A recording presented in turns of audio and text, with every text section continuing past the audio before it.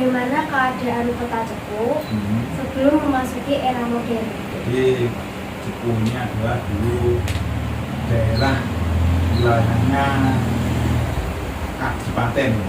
Kalau dulu namanya Kadipaten atau Kabupaten Jipang Panolan.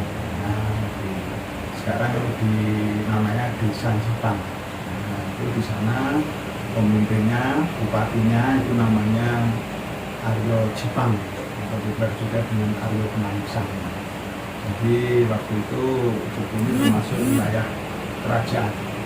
Kerajaan mana? Kerajaan Demak. Nah, atau populernya Demak Bintoro. Ya. Rajanya Anda tahu? Raden Patah. Nah, ya. Terus kemudian Aryo Jipang ini siapa? Aryo Jipang adalah cucunya Raden Patah, putranya Pangeran Suronjoto atau Pangeran Sekar Sidoarjo. Dia Bupati Lasem. Terus putranya Aryo Jipang ini menjabat sebagai Bupati di Jipang Panolan. Sejarahnya sehingga di sini ya termasuk wilayah Kadipaten. Terus kemudian karena juga zaman itu kan seringkali terjadi kerajaan ini perebutan kekuasaan, karena Jipang Panolan atau Aryo Jipang ini dianggap kalau Jawanya Mbalelo itu berani dengan pemerintahan di Demak sana, sehingga terjadi perebutan kekuasaan dan Pangeran Aryo Penangsang ini perang dengan Sutowijo. Sutowijo itu putranya Sultan Hadijo dari Kerajaan Majang yang termasuk kerabatnya Kerajaan Demak. Sehingga Aryo Jipang ini gugur, kemudian dimakamkan di Kadilangun Demak. Setelah itu, kemudian dengan berkembangnya waktu, setelah itu ada namanya penjajahan Belanda. Setelah penjajahan Belanda kemudian ada perang kemerdekaan, dan kemudian setelah perang kemerdekaan mulai masuk ke era kemerdekaan, sehingga ada namanya mulai zamannya Pak Harto sampai sekarang zamannya Pak Joko Widodo. Jadi sejarahnya dulu Cepu itu adalah wilayah kabupaten atau Kadipaten Panolan. Dan kota itu setelah adanya perubahan kekuasaan tadi yang awalnya menjadi kabupaten terus berubah menjadi kecamatan. Dan dulu sebelum kecamatan itu di sini adalah termasuk daerah Kawedanan. Jadi bupati kabupaten waktu itu Kabupaten Blora sampai sekarang itu ada koordinatornya namanya Kawedanan. Cepu itu termasuk Kawedanan Cepu, itu membawai Pedungguban, Cepu, Sambong, itu wilayahnya Cepu. Terus kemudian juga dia ada kecamatan sampai sekarang. Karena Kawedanan fungsinya kurang kurang berfungsi sehingga Kawedanannya hilang. Sekarang jadi kecamatan Cepu. Itu perkembangannya sampai sekarang, sehingga sekarang terkenal dengan nama Kecamatan Cepu, Kabupaten Blora. Walaupun orang yang populer malah Cepu. Bagaimana pola pikir masyarakat Cepu pada masa itu? Pola pikir masyarakat Cepu pada waktu itu memang namanya masih kental dengan budaya adat Jawa. Jadi jenis sopan santun, unggah-ungguh, toto kromo, bahasanya itu ya masih kental sekali. Dan kostum mereka ya masih pakai celana komprang gitu, celana hitam, terus pakai baju lurik itu yang garis-garis itu. Terus kemudian juga mereka yang masyarakat biasa ya biasanya malah nggak pakai baju ligo namanya, jadi dia pakai celana pendek itu sarong, baju biasa kalau ada, kalau enggak ya ligo TOT, karena kaos sport belum ada. Jadi masih sederhana, masih sederhana. Kalau Anda melihat gambar-gambar dokumen-dokumen masa lalu, jadi orangnya tidak pakai baju, terus pakai dengan gitu. Nah, itu gambarannya. Bagaimana orang zaman dulu menyikapi perubahan sosial yang terjadi pada zaman dulu dan sekarang. Nah, jadi apa tadi perubahan sosial Ya, perubahan sosial. terkait dengan apa menyikapi Menyikapi tentang perubahan sosial. Sebenarnya itu kan kalau Anda melihat Cepu ini adalah kota kecamatan yang dinamis. Kenapa dinamis? Karena memang di Cepu itu banyak sekali penduduk yang berasal dari luar Cepu. Contohnya ketika awal-awal di Cepu kan terkenal gas atau minyak ya. Itu ketika waktu itu ya orang Belanda sudah datang ke Cepu. Jadi apa? Jadi budayanya juga membaur gitu. Dan pergerakannya masyarakat dinamis sekali karena banyaknya pendatang di Cepu. Mereka mencari minyak di Cepu ya. Mulainya dari orang Belanda, Andrian Stok itu tahun 1900-an datang ke sini dan kemudian dia menemukan sumber minyak di daerah Ledok nanti ya. Daerah Ledok itu dibor baru sedikit sudah gasnya minyaknya keluar sendiri kayak air mancur itu. Sehingga dengan demikian biasanya kan kita ada bata, ada gula, ada semut. Karena di suatu sumber minyak, banyak yang datang ke sini untuk bekerja di sini. Ya. Dulu ada perusahaan minyak Belanda di sini namanya BPM, Anda tahu apa BPM? Batase Petroleum Maskapai, jadi perusahaan minyak Belanda. Sekarang jadi migas itu. Nah, itu udah zaman Belanda itu. dari zaman dulu ya. Zaman dulu. Sehingga kalau ditanya bagaimana sikap masyarakat itu sangat dinamis, jadi bisa menerima kedatangan siapapun. Welcome kita. Kalau Anda lihat warga di situ ini banyak yang lihat. Ya seperti teman saya ada di Desena Kaligas banyak yang lihat. Yang pribumi saya. Gitu. Sebagian kecil yang pribumi karena memang mereka paham tentang teknologi. Teknologi kan dapatnya ilmu dari kota. Nah, itu kondisinya masyarakat itu dinamis sehingga bisa menerima kedatangan dari masyarakat luar. Bagaimana orang zaman dulu menghadapi perubahan sosial? Orang zaman dulu menghadapi perubahan sosial saya kira itu kayak mengalir gitu ya. Nah, jadi mereka ya namanya perkembangan kan harus diikuti ya, bisa adaptasi ya. Jadi bagaimana perubahan kalau kita melihat dinosaurus. Kenapa dinosaurus punah? Ada yang tahu? Dinosaurus punah karena tidak bisa adaptasi, tidak bisa misalnya perubahan. Tapi kalau masyarakat tetap akan mengikuti. Mereka yang tidak paham teknologi atau gaptek tetap akan harus belajar. Makanya sekarang ini kelihatannya semua harus kayak teknologi semua kan. Kalau nggak gitu gimana? Mereka bisa menghadapi. Sebenarnya mereka harus tahu. Semua sekarang di backup teknologi semua. Itu gambarannya Pak. Jadi gambarnya gitu akan mengalir mengikuti terus perkembangan. Apakah kebudayaan dahulu masih tetap digunakan atau sudah digantikan oleh budaya baru? Nah ini ya. Jadi sekarang itu semuanya terkait dengan teknologi informasi. Jadi kalau mereka yang informasinya kurang, lama-lama akan tergeser oleh informasi yang baru yang sering masuk ke dunia media sosial. Kayak seperti sekarang ini, kita melihat budaya Jawa itu jelas sekali masuk. Yang masuk budaya mana? Korea, drakor. Kita lihat, banyak sekali orang suka lihat drakor. Adakah suka melihat tarian Jawa, sopan santun komunikasi, ya, saling menghargai, saling mengerti? Enggak, ya akhirnya orang gayanya ikut-ikut drama Korea. Karena itu yang sering kali diekspos di media elektronik. Jadi menjadi nanti ada pergeseran budaya. Mereka yang sering terekspos di media informasi ya, itu akan diikuti. Sekarang gayanya orang nyanyi aja lihat. Itu kan kayak orang Korea itu ya. Nah, populernya drakor ya. Ya kan? Anda rasakan sendiri ya. Itu kalau dulu itu orang ketemu orang itu mesti Pak, sekarang enggak. Lewat aja. Iya kan? Bisa Anda rasakan.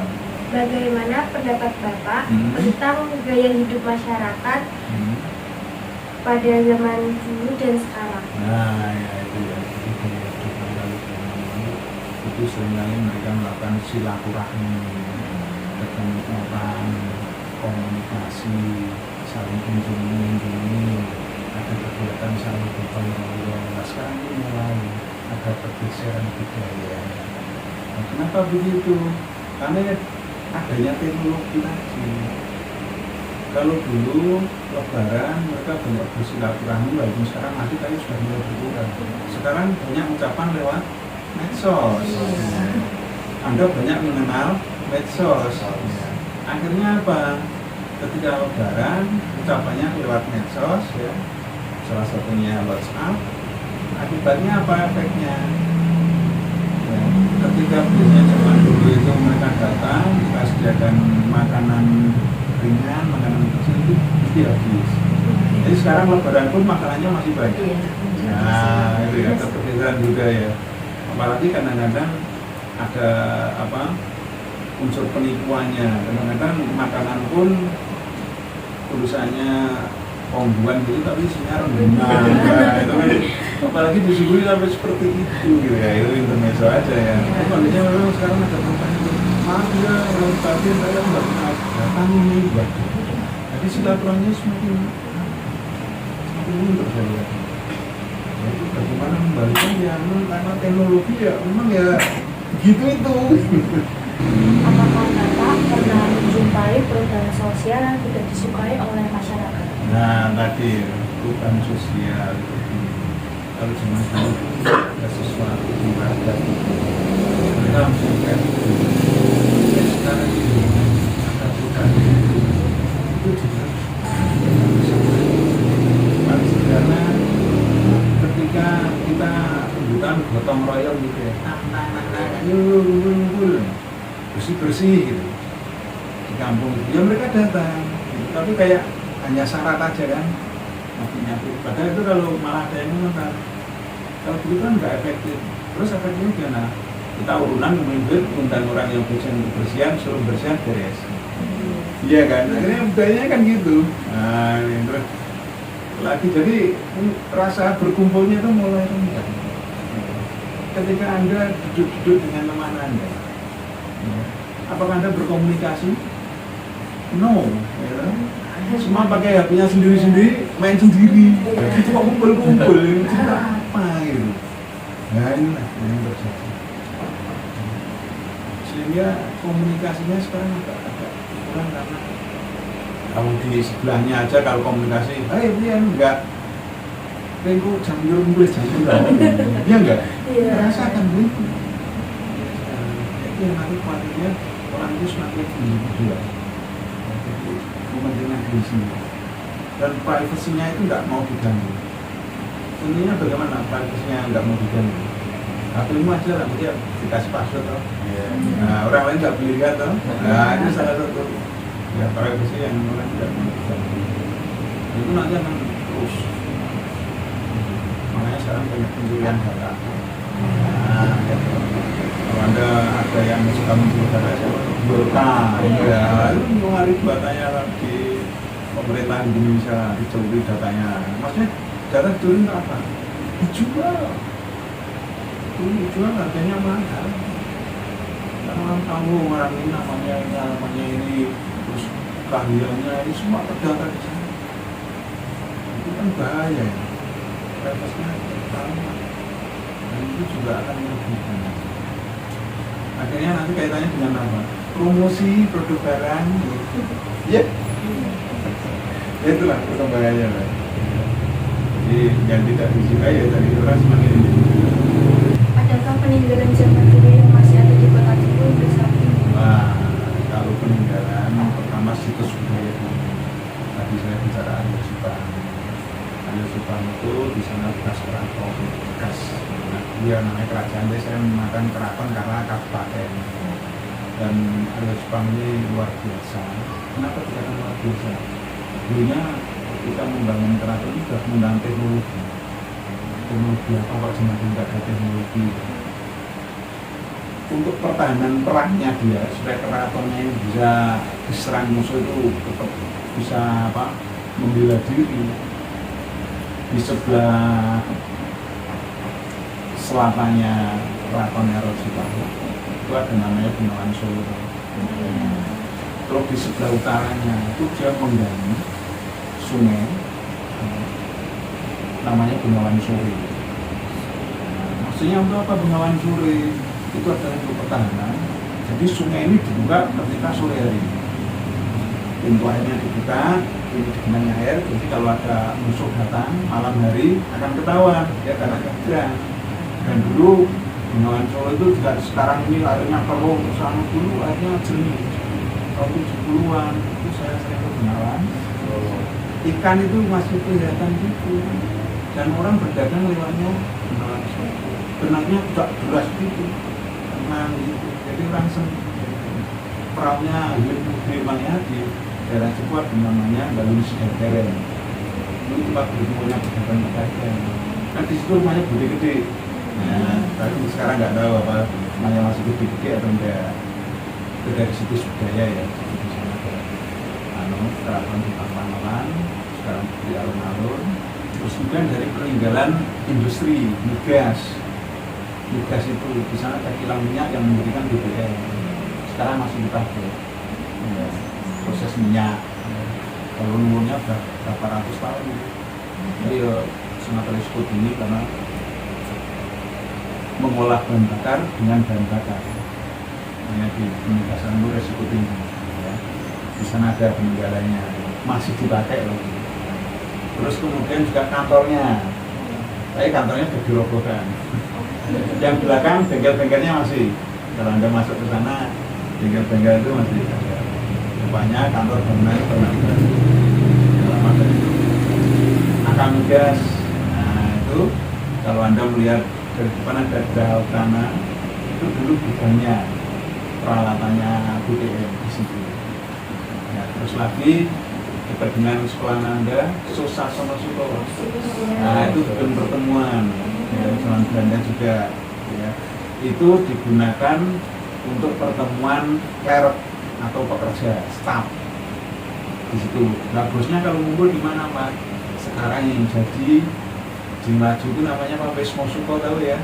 Nah itu sekarang namanya Pak Edupa. Itu dulu tempatnya employee kalau sekarang ya bos-bosnya itu ngumpulnya di sana. Dulu sekarang ya kalau renangnya malah ditambah itu dulu kolam renangnya Pak. Jadi kalau bos-bos di sana, londo-londonya di sana, tapi kalau orang Indonesia di situ. Kalau kantor kecamatan itu baru, dulu kantornya di Jalan Indonesia. Nah kalau kantor kawat dananya mana Pak? Gitu ya, sebelahnya Telkom. Dulu kantor kawat dana, misalnya itu dari migas. Kalau perhutani, kantor perhutani itu terus kemudian Anda melihat kereta api, nah, logo turun, itu tempat bengkelnya. Ya dulu ketika Belanda di Cepu, dia juga mengurusi masalah kehutanan, ya kayu jati, itu bengkelnya kereta api di sana. Dan itu ada relnya menuju Legok dan lain-lain sampai ke Pasar Suri. Walaupun sekarang relnya nggak tahu. Masih ada tuh tertimbun oleh tempat duduk. Jadi itu juga ada situs budaya dan juga tinggal zaman itu ya. Kalau rumah-rumah di Laju sekarang sudah miliknya perorangan, itu juga di peninggalan tapi banyak baru-baru saja. Jadi ya dulu terus mungkin Anda belum menangi di Ngareng itu dulu ada namanya Loji Kluntung. Kalau Loji Kluntung Anda bisa melihat di Ngareng itu yang paling ujung mungkin masih sekarang. Jadi atapnya ini sih, gentengnya ini sih, melengkung gini. Mungkin ada yang nanya loh, apa enggak? Panas Pak. Jadi di dalamnya ada internetnya. Antara seng ini dan internetnya ini ada angin-angin. Jadi enggak panas. Karena saya pernah dilihat. Ketika orang tua di itu juga. Jadi itu punya BBM. Bagi Anda.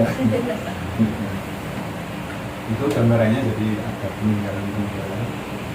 Mungkin orang yang nanti apa sih peninggalan ini sesuatu terang.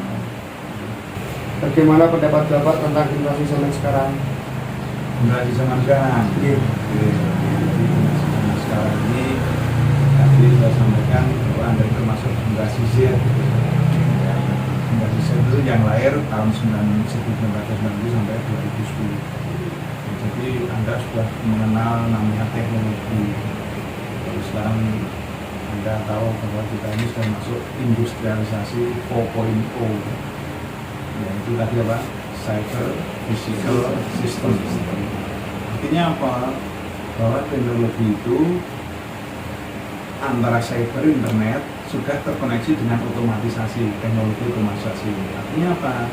Kalau seorang pimpinan perusahaan dia itu berada di satu tempat, dia bisa memerintahkan perusahaannya secara otomatis untuk memproduksi berapa unit barang yang akan dikerjakan. Jadi itu sekarang sudah begitu. Bagaimana dengan kondisinya masyarakat sekarang ya, semua memakai teknologi. Ya, Anda mau belanja, sekarang banyak yang pakai online. Ya, kalau pemerintah pesen online. Anda mau naik kendaraan, langsung pakai aplikasi, kendaraan datang sendiri. Sekarang masih pakai driver, yang datang itu nggak pakai driver. Kendaraannya datang sendiri. Kalau dulu orang kita takut loh, kendaraan jalan sendiri. Sekarang hal biasa. Mungkin nanti dalam hal Anda membutuhkan sesuatu, Anda tidak perlu datang. Butuh apa? Makan, langsung order aja makanan. Gitu. Jadi komunikasi. Anda sekarang ini anak-anak generasi Z ya. Generasi itu adalah namanya generasi baby boomer. Baby boomer itu generasi ketika setelah perang dunia ketiga, tahun 46 sampai tahun 60-an. Terus generasi X itu 60 sampai 80. Generasi Y yaitu 80 sampai 2000. Generasi Z ya sekarang 90 sampai 2010. Adik Anda namanya generasi Alpha. Nanti akan paham sekali dengan teknologi. Anda pun sudah mulai ya, banyak mengenal teknologi, yaitu nanti akan Anda ikuti. Tidak akan bisa lepas dari itu. Nah, bagaimana kalau nggak mengikuti Pak? Ketinggalan zaman. Nah, harus diikuti dan harus dipelajari. Ya, karena Indonesia sekarang sudah mulai namanya era Indonesia maju. Artinya apa Indonesia maju? Kita sudah bisa menggunakan kereta api cepat. Kalau Anda di Singapura belum ada, Malaysia belum ada, Thailand belum ada. Negara ASEAN yang baru punya Indonesia. Itu tandanya apa? Indonesia sudah mulai maju. Ini tergantung Anda penerusnya ini. Nanti bagaimana bisa menyikapi tantangan berat. Semua sekarang ada namanya AI. Tahu AI? Artificial Intelligence. Jadi kecerdasan buatan. Jadi sekarang itu sesuatu digantikan oleh robot. Kemarin TV-an siaran berita yang menyiarkan sudah robot. Anda sudah mengikuti belum? Nah, itu. Dan bagaimana? Mereka menyiarkan dengan robot itu tanpa senang, gembira, senyum nggak ada. Jadi wajahnya dingin. Menghadapi itu kalau orang nanti ada senyum, ada kelihatan sedih, ada gembira, kan ini enggak ya. Dingin gitu. Nah, itulah kondisinya sekarang. Malah ada komentar gini, ya ini tantangan bagian. Sekarang ini robot yang diciptakan tidak punya perasaan. Bedanya dengan manusia punya perasaan. Bedanya itu. Tapi nanti khawatirnya manusia bisa menciptakan robot yang berperasaan. Tapi sebaliknya nanti manusia yang tidak punya perasaan. Nah, tanpa perasaan. Ya itu sebagai gambaran untuk pertemuan hari ini. Ada lagi yang ditanyakan? Dan kita mungkin maafnya sudah lama tadi ya, durasinya sudah lama ya. Nanti silakan diedit sendiri. Jadi bagus ada pertanyaannya ya, itu juga untuk membuka wawasan Anda bahwa kondisinya kehidupan sosial sekarang itu begitu. Mereka yang di backup teknologi itu yang akan memenangkan persaingan.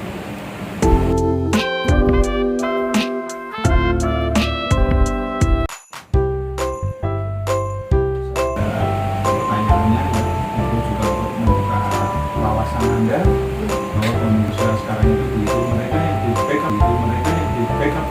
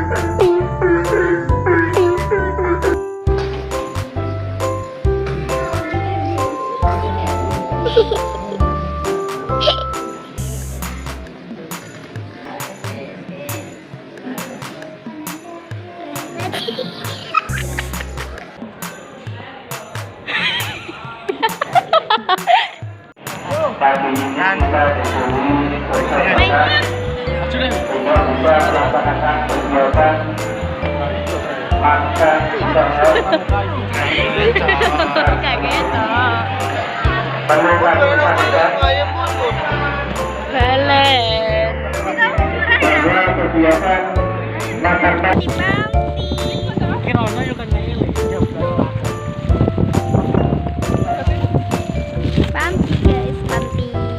Panti apa namanya?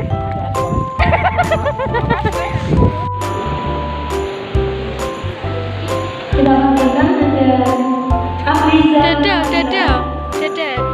Dada, wah, dada wah.